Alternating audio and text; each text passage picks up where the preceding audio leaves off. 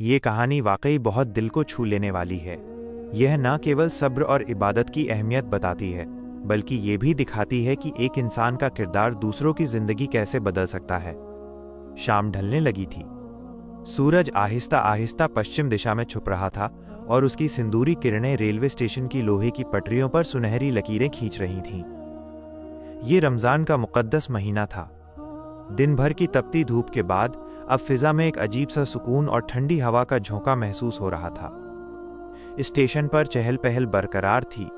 लोग रोज़ा खोलने की तैयारी में मसरूफ़ थे। कोई खजूर बांट रहा था, कोई पानी की बोतलें खरीद रहा था। लेकिन इस भीड़ भाड़ और शोर शराबे के बीच एक शख्स ऐसा भी था जिसकी उम्र और मेहनत देखकर हर किसी की नज़र उस पर ठहर जाती थी। ये शख्स था काका। स्टेशन पर रहने वाले और आने जाने वाले मुसाफिर उन्हें इसी नाम से बुलाते थे। उनकी असली पहचान उनकी चाय थी, अदरक वाली गाढ़ी और मोहब्बत से भरी चाय। काका की उम्र 70 साल के पार थी। उनकी कमर झुक चुकी थी और चेहरे पर उम्र की लकीरें उनके संघर्ष की कहानी बयां करती थीं। लेकिन उनकी आंखों में एक चमक थी, एक नूर जो रमज़ान के रोज़े की वजह से और भी गहरा हो गया था। काका इस तपती गर्मी में भी पूरी ईमानदारी से रोज़ा रखते थे। उनकी चाय की दुकान स्टेशन के एक कोने में एक छोटे से ठेले पर सजी थी। वहाँ एक पुरानी चाय की केतली, पीतल के कप और कुछ खजूर हमेशा मौजूद रहते थे।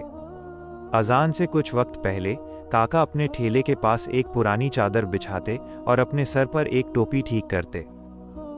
एक दिन जैसे ही असर का वक्त हुआ, पास की मस्जिद से अजान की आवाज़ गूंजने लगी। तभी एक सुनसान ट्रेन से एक अजीब सा मुसाफिर उतरा। उसकी आंखें लाल थीं, चेहरे पर परेशानी और कपड़े धूल से सने हुए थे। वो सीधा काका की दुकान पर आया और बिना कुछ कहे एक कप चाय की तरफ इशारा किया। काका ने देखा कि मुसाफिर के हाथ में एक छोटा सा पुराना बक्सा था जिसे वो कसकर पकड़े हुए था। काका ने हिम्मत करके पूछा, क्या बात है भाईजान? आप इतने परेशान क्यों हैं? क्या कोई मदद करूं? मुसाफिर ने कांपती आवाज में कहा, मैं बहुत दूर से आया हूं और मेरे पास कुछ ऐसा है जो मुझे सोने नहीं दे रहा। काका का सुकून और इबादत। काका ने मुस्कुराते हुए कहा, भाईजान, अभी नमाज का वक्त हो गया है, मैं नमाज पढ़कर आता हूँ। मुसाफिर हैरान था कि इतनी भीड़ और शोर के बीच कोई इतना शांत कैसे हो सकता है। काका ने दुकान के कोने में चादर बिछाई और खुदा के सामने खड़े हो गए। शोर शराबे के बीच उनकी एकाग्रता और चेहरे का नूर देखकर मुसाफिर का दिल पिघलने लगा।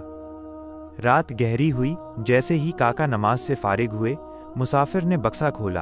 अंदर एक चमचमाती तलवार थी। मुसाफिर ने रोते हुए कहा, मैं एक सिपाही हूं। ये तलवार मेरे दुश्मन ने छीन ली थी। इसे वापस पाने के लिए मैंने बहुत खून बहाया। मैं इंतकाम की आग में जल रहा था, लेकिन आपकी नमाज और अजान के सुकून ने मेरा दिल बदल दिया। मुझे एहसास हुआ कि इस तलवार से भी ज्यादा कीमती अल्लाह का जिक्र है। इंतकाम की आग सिर्फ राख छोड़ती है, लेकिन खुदा का जिक्र रूह को सुकून देता है। असली सिपाही वो नहीं जो तलवार चलाना जानता हो, बल्कि वो है जो अपने नफ्स अहंकार को मारना जानता हो।